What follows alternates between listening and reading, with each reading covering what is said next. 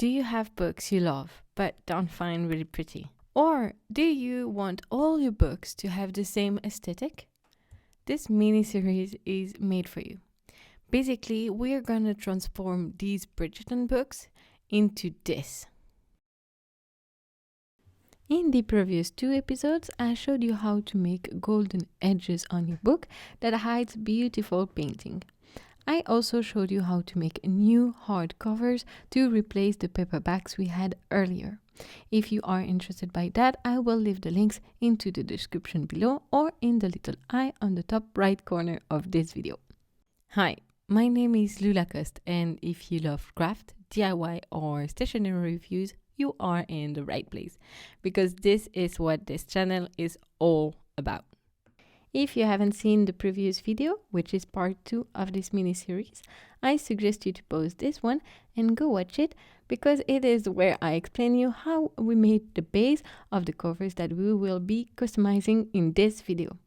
Okay, first you want to design the cover you want. This is the design I came up with. Since I do the Bridgerton series and that each book contains 2 of the stories, I wanted to represent them on the covers. So I decided to pick a flower that would represent one of the 2 stories and another element that would represent the other one. Don't worry, I won't give any spoilers, but for the one with Daphne's and Anthony's stories, I chose roses and a bee. For Benedict's and Colin's, I went with wallflowers and a quill and ink. And lastly, for Eloise's and Francesca's, I chose geranium and a letter. And for consistency, I kept the same layout throughout the 3 books. So, since I chose to make my covers with fabric, linen to be exact, I had to find a way to color it, draw on the design, and since I wanted to have gold parts, I needed to find a way to do that too. So I took the corners I cut from the cover while making them to make a bunch of text and to find the best techniques. For the color, I went with acrylic paint. It was the solution that worked best with the gold foiled afterwards, and I like the opaque pastel colors.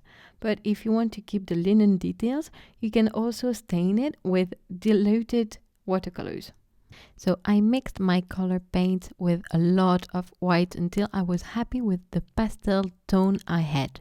Once I found the colors I wanted, I would paint the whole cover, the whole linen.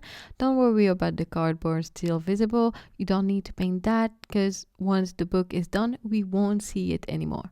Since the process I used to custom the covers is the same for the 3 books, I wanted to show you only how I did the blue one in this video.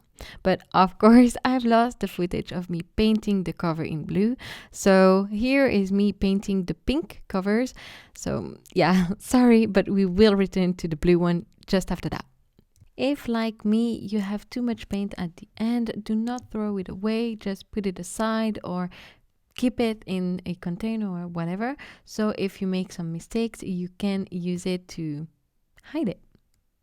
Before moving on to the next step, which is colored design, try to let your pen dry for at least 3 hours, but overnight is best.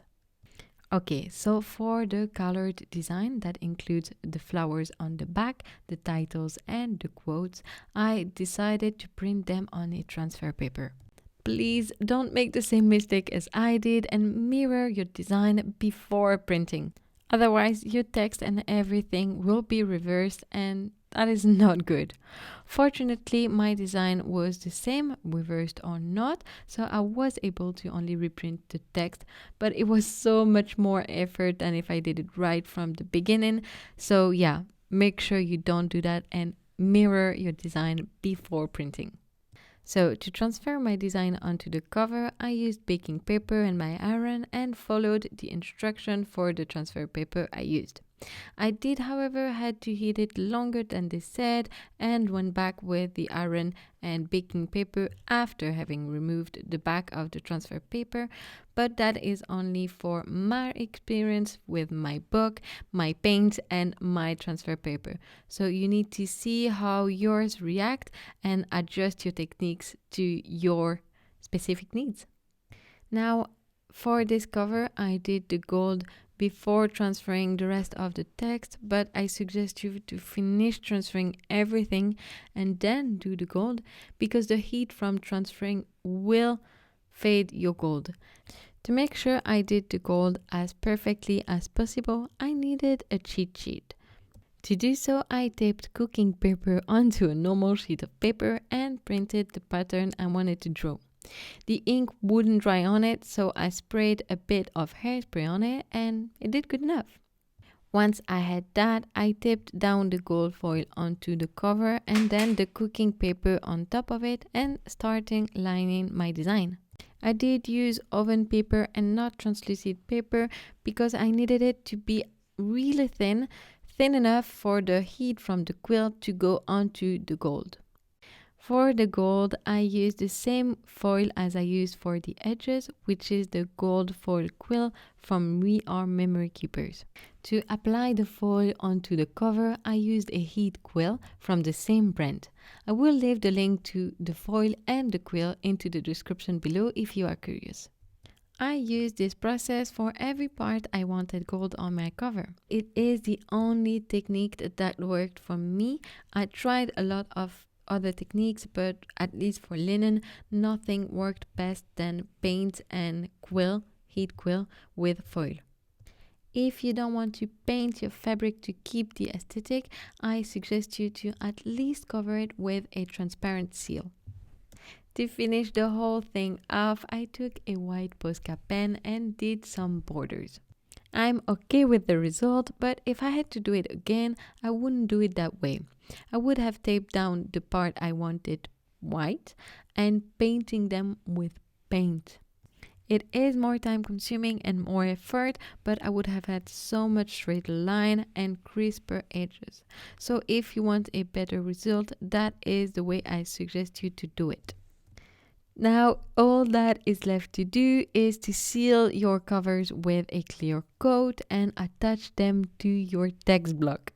For that last part, I suggest you to go watch or rewatch the part 2 of this mini-series. I explain you how to attach your text block to your covers.